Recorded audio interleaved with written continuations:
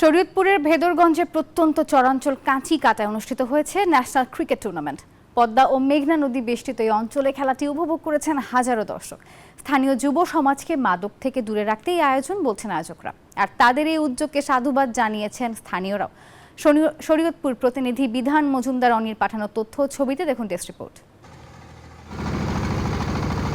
চারদিকে থই থই পানি, তলার যোগে নদী পার হয়ে ফসলি জমির মধ্য দিয়ে ক্রিকেট খেলা দেখার উদ্দেশ্যে কচিকাচার কৃষ্ণপুর এলাকায় ছুটছেন স্থানীয় লোকজন। টান টান উত্তেজনা আর হাজারো দর্শকের মুহুর্মুহুর করতালিতে শহরে খেলা ক্রিকেটের আলো ছড়ালো প্রত্যন্ত এই চরাঞ্চলটিতেও।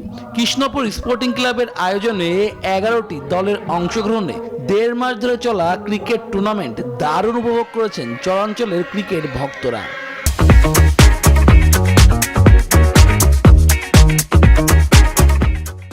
আমার ক্রিকেট খেলা অনেক পছন্দ, আর আমি বাড়িতে অনেক ক্রিকেট খেলি।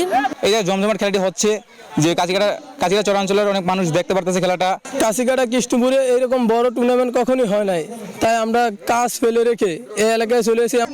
প্রত্যন্ত অঞ্চলের এই মাঠ থেকে জাতীয় দলে খেলার স্বপ্ন বুনছেন স্থানীয় খেলোয়াড়রা।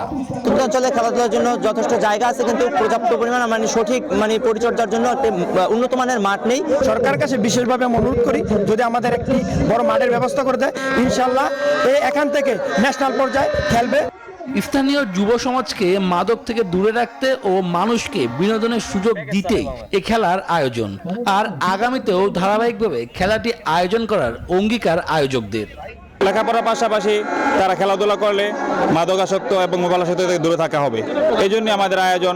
চরাঞ্চলে এমন ক্রিকেট খেলার আয়োজনে খুশি স্থানীয়রা, আর খেলার মান বাড়াতে সরকারিভাবে একটি মাঠ নির্মাণের দাবি খেলোয়াড় ও সংশ্লিষ্টদের।